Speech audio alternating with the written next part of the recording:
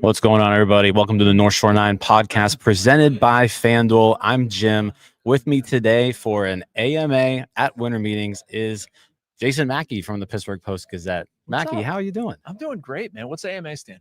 Ask me anything. Okay, I knew that. I'm just joking around. Yeah. This is fun. I'm excited to do this. Yeah. No, like I said, we it's been an eventful day here. I feel like there was like a lot of momentum heading into today for the Pirates. Like they made the trade on Friday. They got the news like, oh, they made an offer. And it was like, oh, it was like a real offer. And then bang, today happens. The Phillies signed Kyle Schwarber. And then you report that the Pirates lose their director of pitching development, Jeremy Bleich. And then the MLB draft lottery, we just got out of that. And the Pirates had the third best odds. And now they're drafting fifth. So, yeah, it's been a rough day for the Pirates. Huh? It has a little bit. And Jeremy Bleich is a tough loss, man. As somebody who's been around the team for the entirety of his tenure, just like what a bright guy. So many people say so many nice things about him. I've interacted with them personally a bunch. Like they've had success on the pitching front. As mad as you want to get about the Pirates, and Jeremy Bleich has absolutely been a part of that. The draft lottery, I don't know. It is what it is. I'm looking forward to this franchise hopefully graduating out of a place where that really matters all that much. And I didn't expect them to sign Schwarber. The offer is good. I think it's a legitimate offer. I think it's probably more and longer. Well, probably about what we thought years-wise, but a legitimate offer. I'm just waiting, man. I know we're going to talk about this, Jim, but the first move, the first domino to fall, what it's going to be. Yeah. So, again, it's an Ask Me Anything. So go ahead, put your questions in the chat. We've got Jason for, 15 minutes or so. So we're going to get to as many questions as possible. So, Donardo, let's pop up question number one. It's from Dakota. Dakota says, do you think the Pirates will make a move by the end of the winter meetings? I think so. I do, Jim.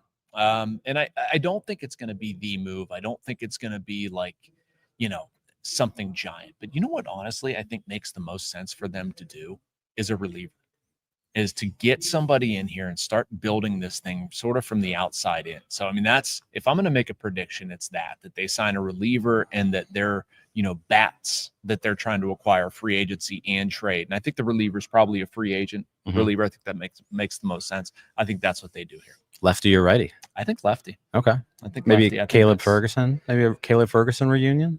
I mean, I'd be fine with that. Yeah. I think it makes sense for them. I don't know. Gregory Soto, Caleb Ferguson. There's some guys out there. Yeah. It makes sense. Okay. Next question is from Waffle. Do you think a source close to Polanco says he values comfort and winning really means much? Because like every player values those things. If given the best deal from Pittsburgh, he'd take it, right? Yeah. I mean, what was that? Comfort and value? It's the first two words. I mean, couldn't money equate to comfort and value? Comfort and winning. Comfort and winning. Yeah. I mean, yeah, I don't see how that would preclude them from signing Jorge Polanco. I mean, he wants to win. He wants to be happy where he's at. He wants to hear a coherent plan. That's no different than any other free agent out there. I mean, the Pirates had to do that with Kyle Schwarber. Like, part of making the offer, it's not just, it's not Billy Bean style where you like slide it on the table on the back of a napkin. Like, they have a plan. And this is something that I've indicated in writing in our videos, the Post-Gazette. Like, agents who have interacted with the Pirates have been like pleasantly surprised, cautiously optimistic about the stuff that the Pirates are saying about their plan and what they feel like they can do to put a competitive team on the field. So, like, I get what Waffle is asking there. And Polanco, if I'm a free agent, I'm going to value those things too. But I don't see why that would take the Pirates out of the race. Got it. All right. Next question is from Carson. Another Jorge Polanco question. The last 3 years, 253, 318, 435. Miguel Andujar, last 3 years, 296, 322, 431. Jorge has played 120 plus games once in the last 4 years. Why does everyone think he will move the needle? Yeah, I mean, I understand that. I don't look at Jorge Polanco as somebody like if they would sign Kyle Schwarber, you would look at that as like that is the bat. I mean, you're paying $30 million. You better get the bat. I would look at a Jorge Polanco and say, okay, what else? Okay. What else are you doing? It moves the needle. It moves the needle compared to anything the Pirates have done in the past. I just think there's, anything that they do, and I think this is true for Brandon Lau, for Yandy Diaz, for Ketel Marte, like it can't be the only move. They have to make multiple moves here. So, I mean, if Polanco is one level, okay, then that second move is probably going to be higher. If Ketel Marte is that first move, which I probably don't think it is, I'm just using that as an example, that second move can probably be a little bit lower. So, I mean, I understand what they're saying. You could also look at it and say the Pirates screwed up by not hanging on to Miguel Andujar and giving him opportunity. I think that's probably a fair criticism. Yeah, there are just too many good players on those teams, Jason. No, next, but I appreciate the sense of humor, Jim. All right, this one's from Nick. It says, "Feel like we've only gotten bad news or maybe disappointing news. Do you have any good news for us?" I mean, I'm sitting here next to you in Orlando. There we go. We're gonna have a delicious bite to eat for dinner.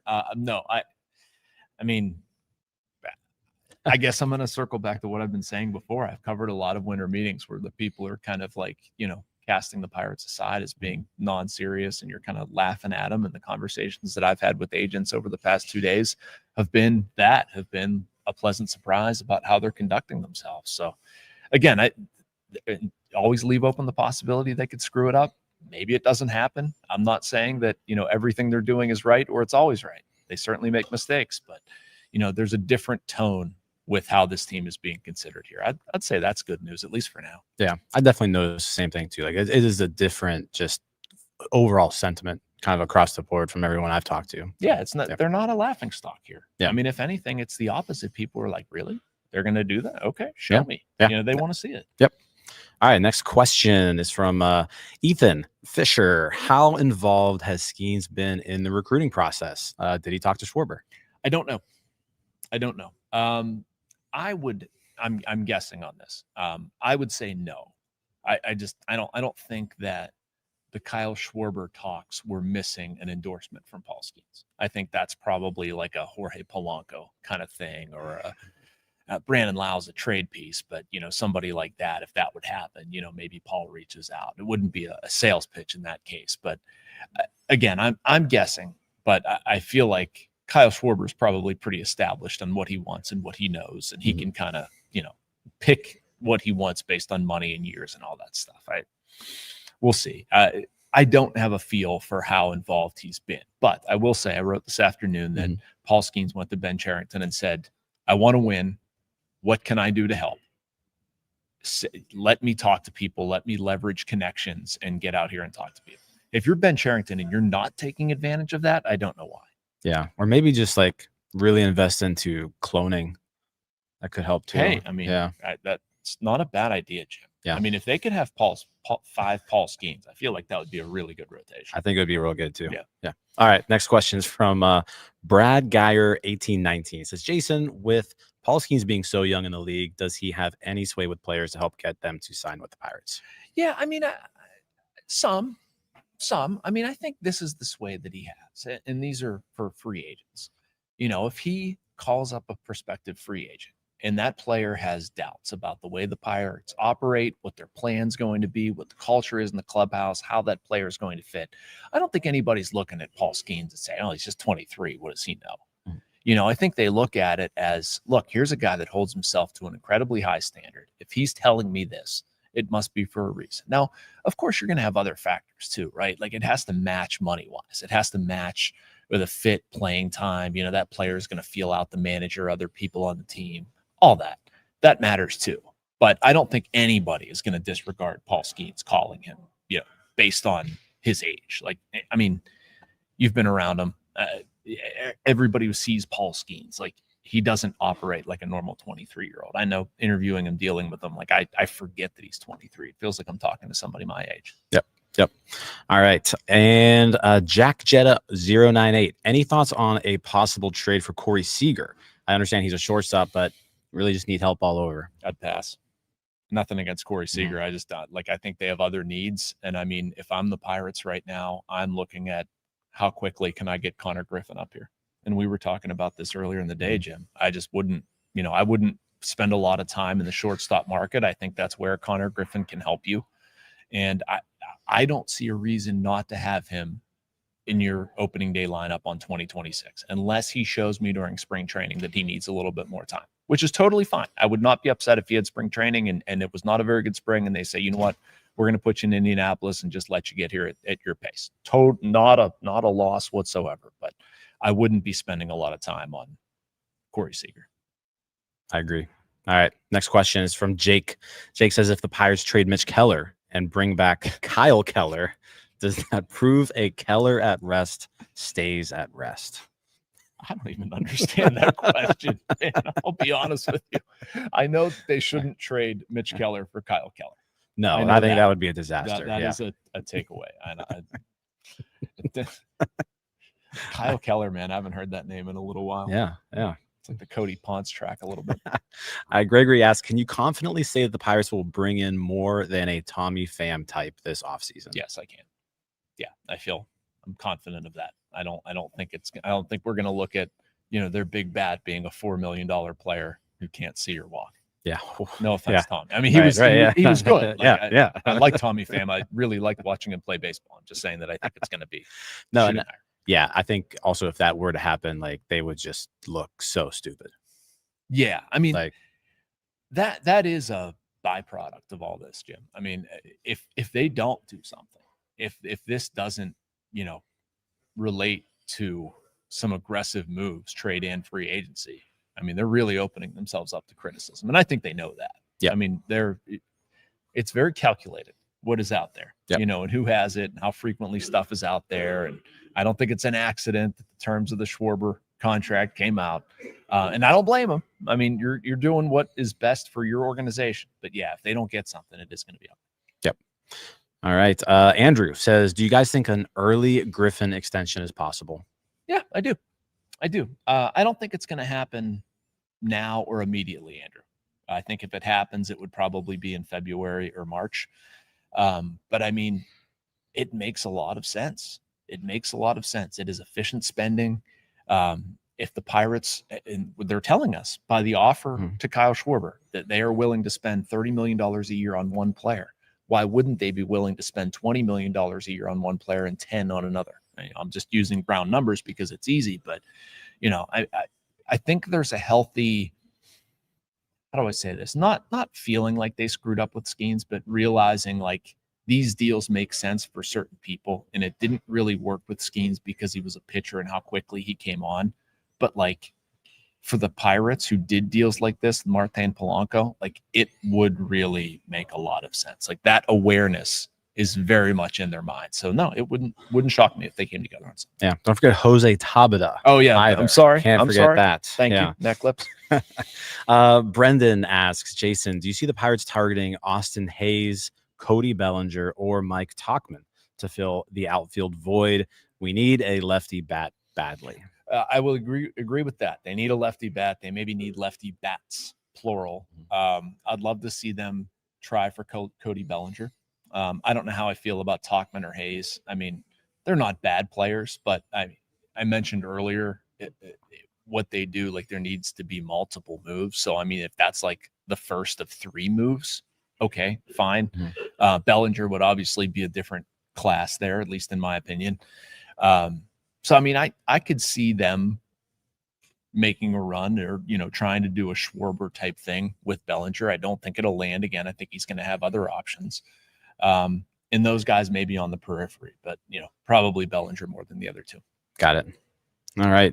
Pirate Take says, is there any indication that the Pirates are truly fishing in the deep waters? For example, Alonso, etc., or Schwarber an aspirational wish list item that they were willing to break the bank for? Yeah, I mean, I don't see them going in on Alonso.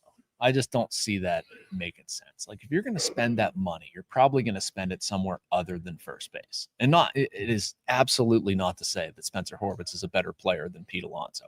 It's just how to strategically spend your money. Like he's a first baseman. He's a good defensive first baseman.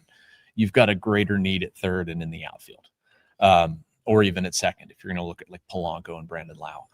So I don't see that. What was the second part of the question, Jim? is Schwarber like the only person? Oh, like, yeah. We got it back yeah, up on the screen. Was Schwarber an aspirational wish list that they were? I mean, I don't think so. Mm. I mean, if you make that kind of offer, well, we're talking about 4 years, upwards of 120 million. Like, you make the offer with the idea that he could accept it. Right. I think we were joking earlier. It would have been funny to see Schwarber accept it and call Bob Nutting's bluff. But I mean, I would imagine that you make that offer thinking there's at least a chance. Yeah, I would have loved for him to have accepted that offer. Right. I know. So I mean, no, I don't think it's aspirational. I think when you see things that like, oh, they're in on this guy, they're following, like it became real when they made an offer, or even Naylor. And we can, debate whether the offer got there, whether it didn't. Like I heard some of the same speculation that Rosenthal did. I did hear that like there was a possibility that it could have been like late and semi-secretive and not really all that serious. Like it wasn't something Naylor truly had to consider. But you're out there offering contracts to guys. To me, that's more than aspirational. Yep. Let's do one more question. Jason, in your professional opinion, is the Rosati curse responsible for the Bucks not signing Schwarber? Absolutely. What is the Rosati curse? Well, you tell me. Well, that's a trick question because it doesn't exist. But many people think that when I attend Pirates games, the Pirates just lose. Okay. And I think that's the case when almost everyone attends Pirates games. Not just me. But your record is especially bad, I guess. Yeah, because I go to a lot of road games, as you know. So, and the Pirates haven't been very good on the road lately. I think my record last year on the road was 1-12. Wow. So, yeah, that's rough. I don't know if he drilled down into those details. Good question. I like it. But, Jim, I'm not going to blame you for a lack of Kyle Schwarber. Okay. All right. I think that'll do it. So, Jason, really appreciate your time today. Yeah. Where can everybody find your stuff? Post-Gazette.com. Colin Beasley and I are both down here. We're doing podcasts as well. Written work is there, and on Twitter at JMackeyPG. Love it. Yeah, thanks for having me. Man. Yeah, thanks again. And guys, again, we'll have more stuff coming for you later tonight and all day tomorrow. So stay tuned, stay subscribed, hit the little bell notification. We'll be live multiple times still throughout the rest of the week. So appreciate you guys watching. We'll see you guys later. All right, that wraps up this episode of North Shore 9. Thanks so much for tuning in. Whether you're listening on the podcast or catching us on YouTube, if you enjoyed the show, please give this video a thumbs up and don't forget to hit that subscribe button if you haven't already. It really helps us grow. And if you're listening on the podcast, a quick review goes a long way in helping others find the show. Plus, be sure to tell a friend about us. There's always room for more here in the NS9 community. And for those looking to support us a little more, consider joining our Patreon, become an MVP member, and get exclusive perks while helping us continue to bring you more of the Pirates content you love. Thanks again for all your support, and let's go Bucks.